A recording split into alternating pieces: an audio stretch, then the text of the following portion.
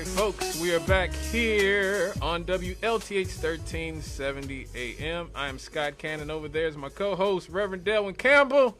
And we've got about 12 minutes before we got to get on out of here. So I wanted to bring the whole point home about our community and our environments in our community and what they are doing to our children. I saw another study a few weeks ago, Rev, that showed that that just the extent of damage that growing up in disadvantaged communities do to children. The study basically shows that growing up in more disadvantaged neighborhoods. Well, let me just say this. This is from, I want to give credit. This is from Gabriela Suareza and some of her colleagues from the Department of Psychology at the University of Michigan, the Department of Psychology at Michigan State University, the Department of Psychology at the University of Maryland, College Park, and the Social Research Center from the University of Michigan. Well, anyway, Ms. Suareza and her colleagues found that children growing up in more disadvantaged neighborhoods, meaning those with poor housing quality, more poverty, lower levels of employment and education, show observable increases in brain activity when viewing emotional faces on a screen, according to the study. Now, importantly, they found that this association was true only when the adults in those neighborhoods also did not have strong shared norms about preventing crime and violence. Now, what does this mean? The findings emphasize that where children live and the resources of others in their communities affect brain development. So what these kids are seeing and who they're interacting with every day here in the city of Gary is affecting their brain development. Now, neighbors can help protect children from the effect on the brain when they're able to build positive social norms about looking out for one another and preventing violence. Okay? So when we see these kids running around Gary, Indiana, or East Chicago, we just had the 7-year-old get shot in East Chicago.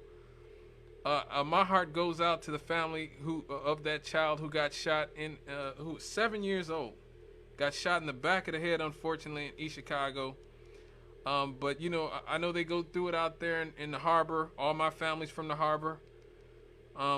So we're not just talking about Gary, but East Chicago, Hammond, Chicago. I know we have people from the south side of Chicago who listen to the show. Always love and much love and respect to them.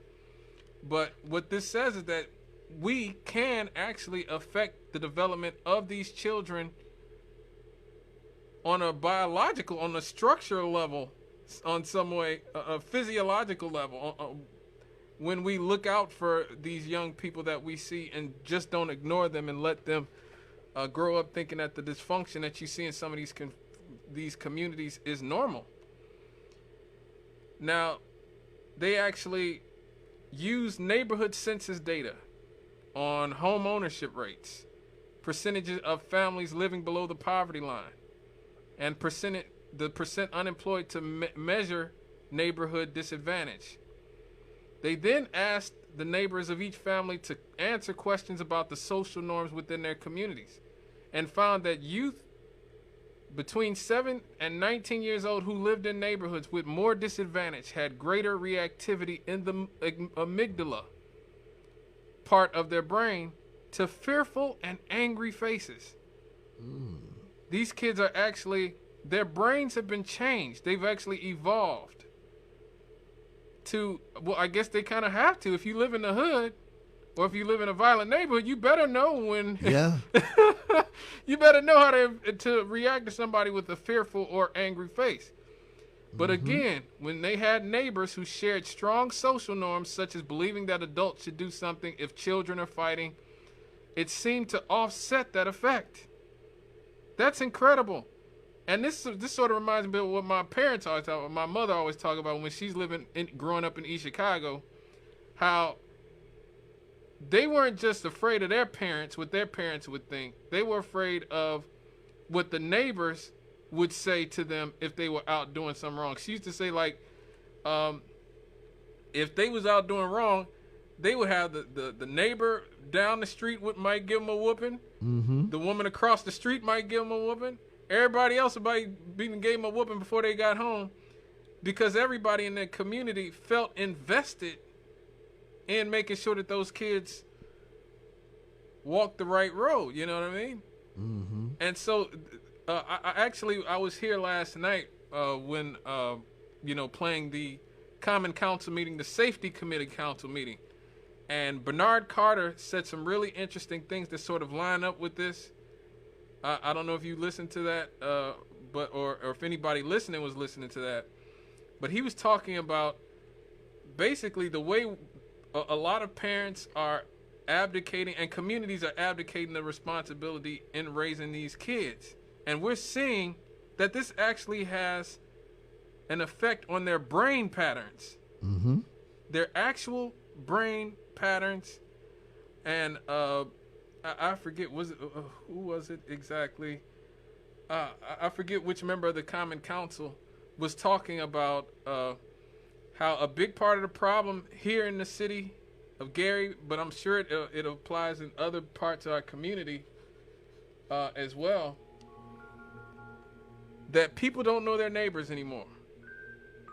Oh, I know that's a big problem. I've heard people say these things, but again, I never had the science to know these things, bro.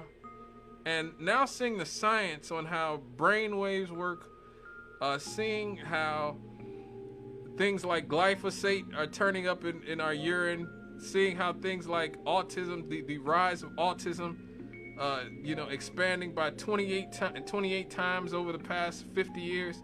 Mm-hmm. I think as a society, we have to understand that when we see what's going on in the city of Gary, when we see what's going on even in places like Chicago, this stuff doesn't come out of nowhere. You know, none of this comes out of just left field. A lot of this comes from the decisions that our politicians have made and our families have made and our communities have made. And we have to definitely start looking at changing a lot of those dysfunctional patterns in our community. Whew.